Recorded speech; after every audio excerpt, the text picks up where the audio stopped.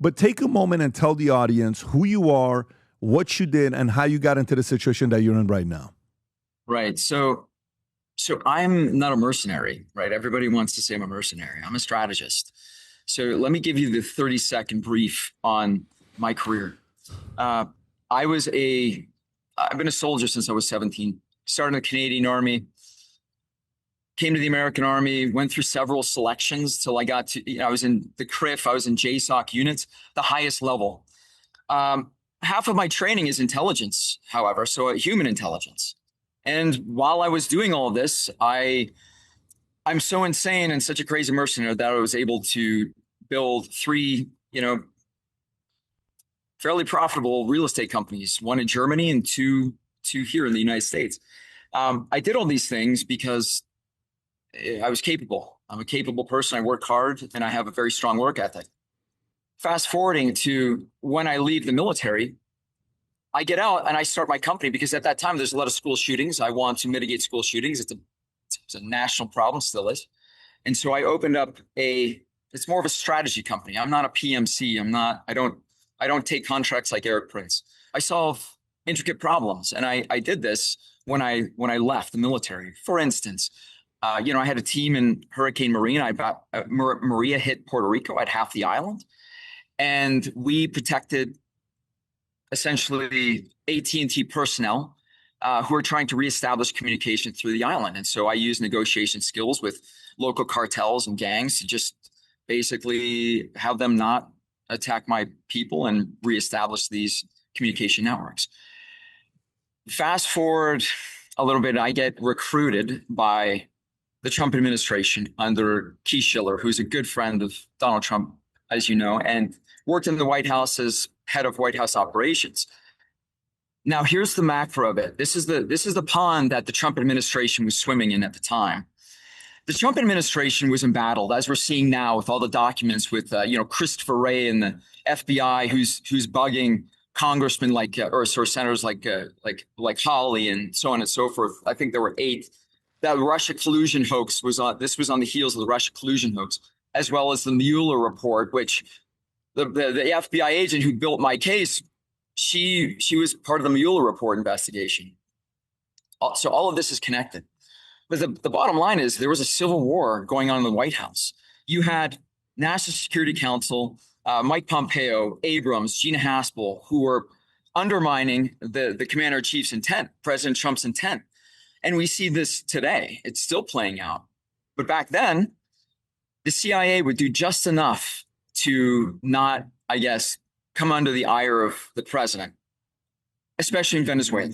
So we see this, and I think the most definitive piece of evidence is when Mike Pompeo closes the embassy in Caracas.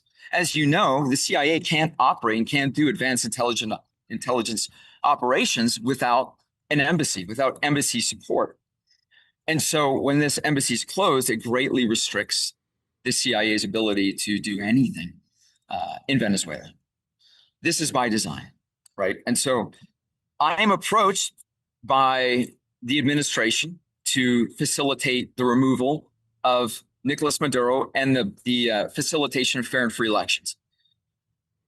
I do my due diligence. I go down to see if it's okay. And might I just add, I mean, when you're recruited by the highest office in the land, it's not like you're going to say no, right? And so, yeah, of course I'm going to do this. They did at some point want me to meet, and I want to make this very clear. They wanted me to meet with the president of the United States, and I refused. And it was kind of strange to me that they would want me to meet with the president, because one of these guys was a very astute human intelligence operative. He was part of Task Force Orange, which is the Army's it's a special mission unit. He knew what he was doing. The other individual was a Green Beret also, and he should have known better. They asked me to meet with the president. I needed to deny the president deniability, and that's exactly what I did. So I denied their, request to meet with the president. And, I don't meet with generals when I do operations. I just do the operation. And I believe the people that are at that echelon. I, of course, did my due diligence with Schiller. I did my due diligence with other individuals that I was dealing with and who were making representations to me. And as a product of that, I decided, okay, they had given me, they had relayed the full who is they? authorization. Who is they that wanted you to meet Trump? Give me a specific name of they that wanted you to meet Trump. So this was Drew Horn and Jason Beardsley. Okay. So Drew Horn, obviously back that time, was very connected. We didn't know how connected he was until we started reading his emails from the discovery. Same as, obviously Jason Beardsley, he's a TFO operative, but these guys were both Green Berets. I had no reason to think that a fellow Green Beret would burn me. And so I believed what they were saying. I believed Schiller when I was given these representations. And so I went forward. I also did my due diligence with the recognized Venezuelan opposition under Juan Guaidó. I had a signed contract with Juan Guaidó, which let me just put it this way. I was in the room with two presidents for this. How does a crazy lunatic mercenary get in the room with presidents, diplomats, strategists, geopolitical strategists, and other members of who are working in the U.S. government and the Venezuelan opposition government and the Colombian government? How does that happen? This is the president of Venezuela at the time. Correct. And you're saying the president of Colombia is who you're talking about, who is now, Correct. I believe, a DJ somewhere in South Florida. At the time, yes. At the time, it was Yvonne Duque.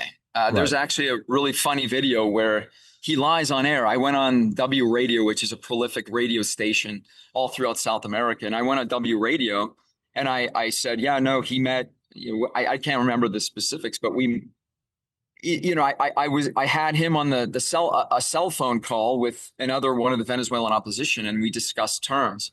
And so I had the go ahead from the U.S., the Colombian government, and the Venezuelan opposition government under Juan Guaidó. So we were cleared to do this. Is this the meeting where they agreed to $212 million and then they ended up saying they're going to give $1.5 million upfront, but they only gave $50,000? Is this that Correct. meeting? And Correct. are those numbers accurate? The $212.9 million, $1.5 million, $50,000 for expenses at the beginning stages? So the expenses at the beginning stages, they didn't care about. That is what Rendon said, but that was, I mean, really, it was a down payment on the 1.5 million. It was a down payment on the 1.5. Then where does the figure $212.9 million come from? This figure is essentially, it's arbitrary. It is essentially just trying to find backing for the later stages of this operation. The first stage of the operation is really supposed to be a link up. It is essentially, so what I did, like the work that I did for a year and a half prepping this entire thing was I aggregated assets in Venezuela that were very close to Nicolás Maduro, who had task and maneuver units. That is to say that they were able to mobilize military units inside of Caracas to facilitate the capture of Nicolás Maduro, right? There was no invasion. There was no, special operation, crazy invasion thing.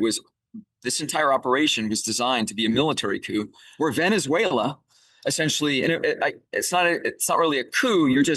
You're taking a recognized dictator in Nicolás Maduro, and the military, the Venezuelan military, are actioning. I'm just providing a bit of a catalyst and some strategy. Now, was this money, the 212 that's thrown around, is that upon completion and succeeding, you're going to get that money, assuming Juan would be in and he would have the access to that type of money to be able to pay you? Is that but when would that payment be prompted?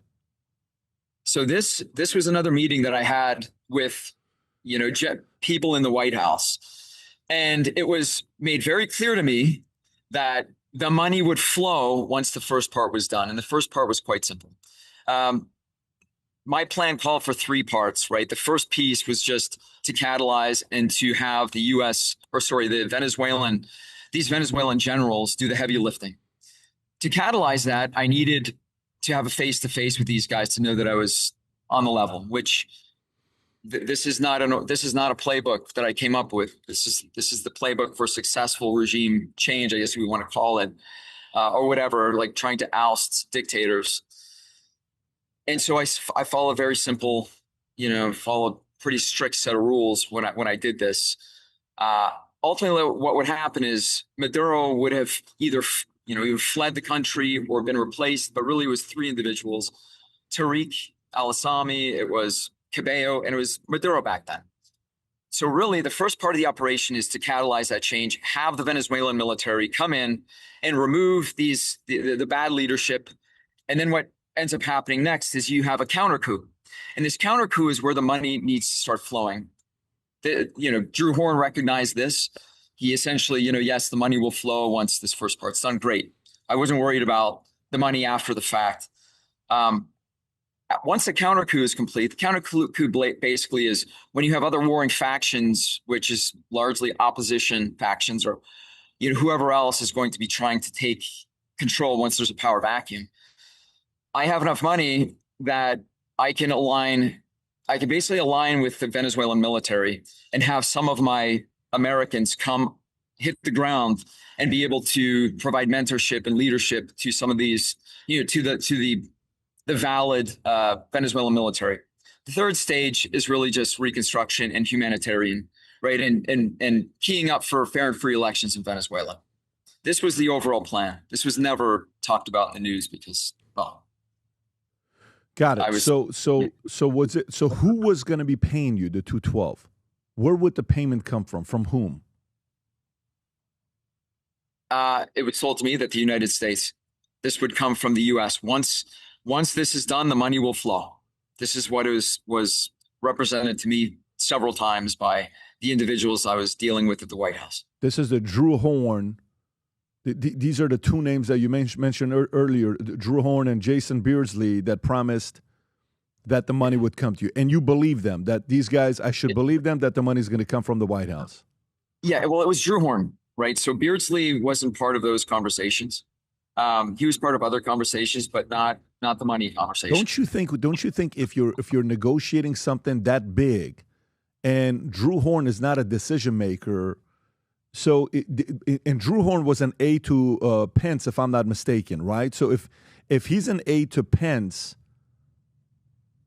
one may question, why would you, just based on a meeting with an aide, automatically believe that this is a real thing? Well, several things. There's a confluence of factors, right? So you have Schiller telling me the exact same thing. You have full authorization from the White House. I have Drew Horn telling me you have full authorization from the White House. I have a contract with Juan Guaidó, which he's not doing anything without White House approval. I have, I have a White House meeting between Schiller and two other individuals immediately following my meeting with Juan Guaidó, the Zoom meeting with Juan Guaidó to sign the contract. And so everything, and furthermore, I don't, when I'm given a mission in the military, look, there's no generals that come and tell us that. I don't go and talk to the general and say, hey, are you sure that this is authorized? Maybe I think you need to sign your life over. No, it doesn't work that way. Right. And there's no, and what's more is this, the president, and I don't care who the president is. I don't care if it's a Democrat president. I don't care if it's a Republican president. I don't care. The president, he's the president of the United States, and he requires deniability, period. Yeah, so Drew and Jason are telling you that this is what we got approved, that if you do this, we're going to pay this, and you take on that, and you believe it, and you move on with the mission, trusting those two guys. Right. With several meetings, we met several times in Washington, D.C. It's a bona fide member of the U.S. government who has contacts in the National Security Council. He's Trump's son's good friend. Furthermore, I mean, look, it wasn't just one meeting. It was several meetings over the course of several months. Furthermore, and Donald Trump's, I met with Donald Trump's, the legal team of the president, George Sorial, Travis Lucas, who are telling me the exact same thing. No, you are good to go. A lawyer, Travis Lucas, read the contract, said, yeah, you're good to go. Okay, so who is the highest ranking person you met with that there is documentation and exchange of them wanting you to do this? Several. I have, well, it's Schiller, Drew Horn, Jason Beardsley, Juan Guaidó. That's a contract. I have several. So Juan Guaidó, you have a contract, signed pictures together with him. Correct. And the president of Colombia. You have all that documented. Right. And is that in, if I go right now, is it public? If I go and look up pictures right now of you and Juan Guaidó, can I find it? That contract's public. The contract that he signed is public with you. It's public. Okay. Nowadays, more than ever, the brand you wear reflects and represents who you are. So for us, if you wear a Future Looks Bright hat or a Valuetainment gear, you're telling the world, I'm optimistic. I'm excited about what's going to be happening, but you're a free thinker. You question things. You like debate. And by the way, last year, 120,000 people got a piece of Future Looks Bright gear with Valuetainment. We have so many new things. The cufflinks are here. New Future Looks Bright. This is my favorite, the green one. Just yesterday, somebody placed an order for 100 of these. If you watch the PBD podcast, you got a bunch to choose from. White ones, black ones.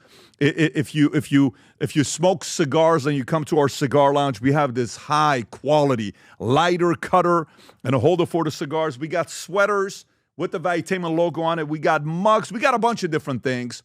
But if you believe the future looks bright, if you follow our content and what we represent with Valuetainment, with PBD Podcast, go to vtmerch.com. And by the way, if you order right now, there's going to be a special VT gift inside just for you. So again, go to vtmerch.com, place your order, tell the world that you believe the future looks bright. If you enjoyed this video, you want to watch more videos like this, click here. And if you want to watch the entire podcast, click here.